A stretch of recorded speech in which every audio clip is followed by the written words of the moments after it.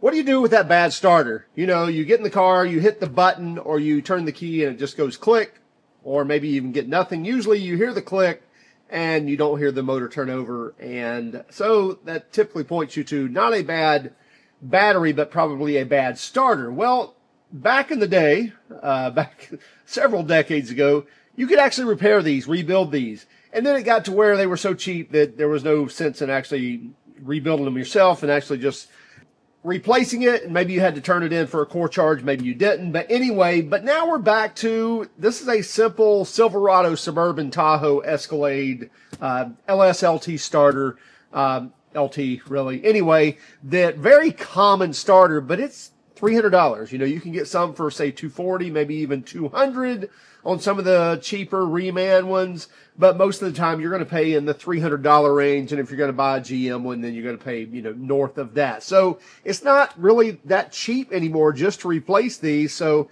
let's dig in, find out what actually went wrong with this. Same thing with this, went out, hit the button on it. This was out of a 6.2 liter Escalade, and just went click, click several times, and could hook a jump box to it sometimes, and it would turn over, or whack it with a hammer, and it would turn over. So typically points to something wrong with the starter. Was not a battery issue, was a starter issue. By the way, I probably shouldn't have taken these screws out first. When you're taking this off, always remove the back part of the solenoid first. Number one, those screws are going to brace it, and number two, then it doesn't, you know, twist and you mess up any wiring or anything like that. But just be careful. I think this is a 12 millimeter. Yeah, 12 millimeter here on the back.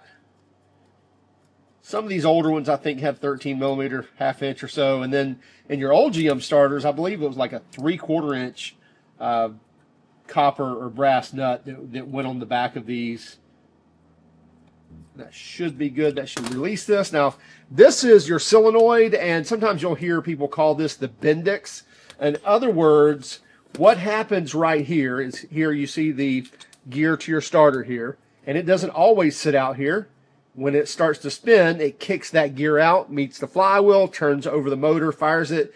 This is electronically controlled. As soon as we get power, this thing pulls in, actually, so it's always spring-loaded to push out, which is pushing out on this right here, which is keeping that gear in. And as soon as you energize this, it snaps in really quick and pulls this unit back like this, which in effect, you'll see that gear right there, kicks that out. And as long as you have power to it, it kicks it out, starts spinning, and then once it releases, it shoves that back in to pull that away from the flywheel and let it rest back in there until the next time that you need it. So that's what people refer to as the Bendix, or as this says, the solenoid. And the solenoid or solenoid actually just does one action. It pulls in and then releases. But really, when the power's off, it releases on its own due to a spring right there. Otherwise, energized, it pulls in. So really, it only does one action under power, and then not under power, releases. Problem wasn't there because, like I said, I would get the click, click, click. If you didn't get that click, you could have a solenoid issue. I did get the click, and I actually tested it. If you energize this, it pulls in right away and works like it should. So that's not the issue. Again, very simple process here. Magnets and spring and plunger, and that's about it. See if we can keep from losing everything. Here on the back should be either 5/16 or 8 millimeter, one and the same. So whether you have an 8 millimeter socket or a 5/16 inch socket, and then Phillips head screws here. Again, this is for most of your GM stuff. Your Bosch stuff, your European stuff is typically back here are going to be Torx, probably T30s if I'm not mistaken. Which I wish GM would use Torx rather than stripping Phillips head screws. These are one of those when you really need an impact screwdriver, you know, like not an impact driver, but a true impact screwdriver, where you actually hit it with a hammer and then it moves kind of an 8/4 turn at a time. For breaking screws like Phillips heads on starters, things like that, it comes in very handy. These screws go all the way through to the other side. The Phillips head screws just go right there to back side of the starter there, starter motor. And this is really nothing other than a big electric motor here. So you see there's the long fine threaded screws. Make sure you keep those. You may even want to mark on this housing where this goes if you don't kind of know how these go together. And then you see a lot of old wear and tear right there. Probably mostly brush material from the brushes wearing. And we'll see. I'm honestly not sure how this comes apart.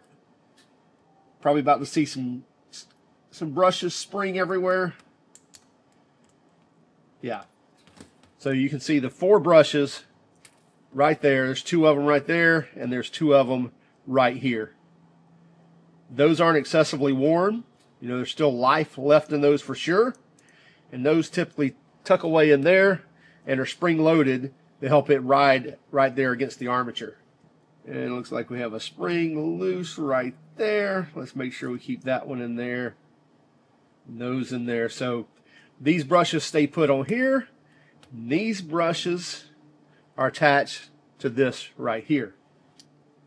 So we can keep that aside. We may want to clean that up here in just one moment. And this should pull straight out of there. So really, the only dirty part we're seeing here is right here where the brushes ride against this. I can't remember. Is this an armature or commutator or whatever? Anyway, it rides right here. I don't feel any grooves. I don't feel any excessive wear marks. Some burnishing, if you will. So we could probably take some emery cloth, some light sandpaper, and clean that up, which we'll do here in just one moment. But otherwise, looks very clean. No wear marks where it rides either in either one of the bearings or bushings either. Usually these use either oilless bushings or little brass bushings that maybe have a little bit of lube on them, but you definitely don't want to over lube these at all. And on these newer starters, they're much smaller than they used to be because they use a planetary gear like you'd see in a transmission. So if you look down there, you actually see 3 gears there where this gear is riding against. So in other words, this may spin a lot higher RPM, but it doesn't need the torque because it's using the torque multiplier of a planetary set to allow this starter to be smaller and also not have to draw so much power to actually deliver the power for turning over an engine. See all that wear, mostly from those brushes wearing right there. Now, since I don't have an issue here on the Bendix or on the planetary, I'm not going to worry about pulling that apart. Now let's get a little bit of cleaning in there.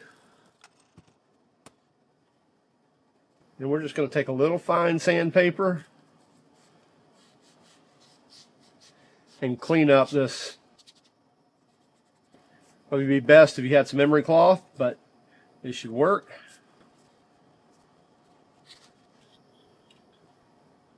Make sure you clean out any crud that you create when sanding that or trying to degrease it. Make sure you're not getting any grease on here either.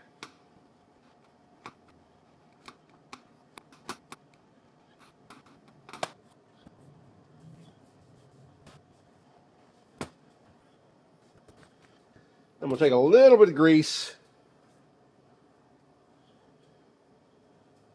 put it right here and on the gears. So, I'm telling you, you don't need much at all.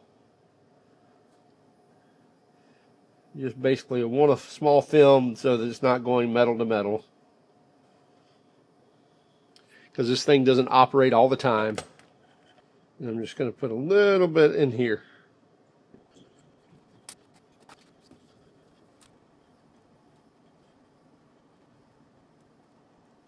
Take the same sandpaper and we'll take the hard corners off of the brushes.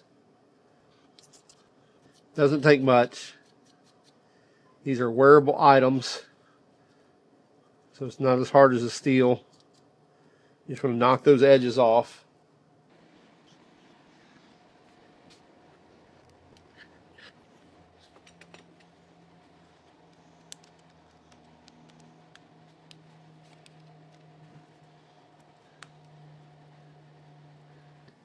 Now that's not always a fun process, but if my 4 fat fingers can do it, then you can do it too. And now I'm sure that somebody's going to speak up and say they make a spring depressor for that, and paper clips, things like that. But anyway, you can do it with your fingers to hold those 4 brushes back to put it in there.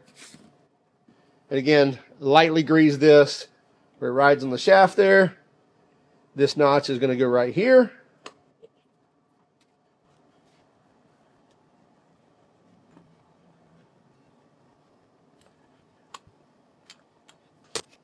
Two small Phillips right here.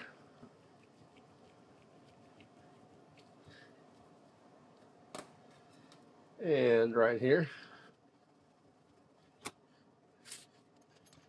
You should slide all the way down.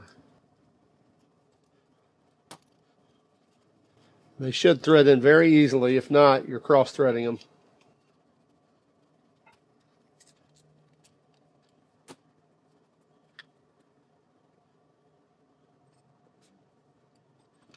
Make sure you want to hook that into that hook right there so that it can pull that back and forth.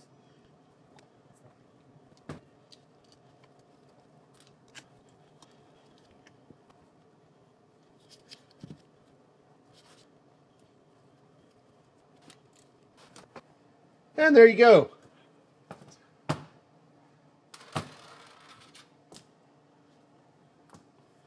Now,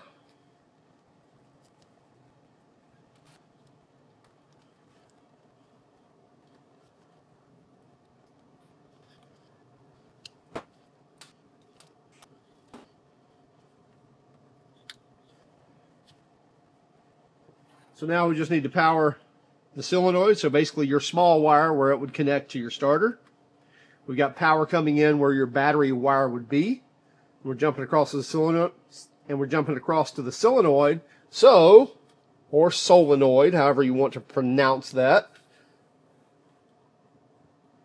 And now, as soon as we ground this, we should get the starter activated.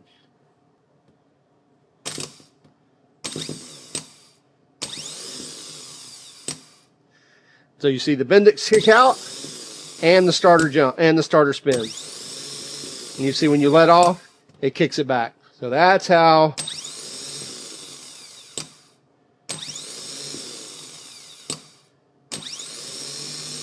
your starter should operate.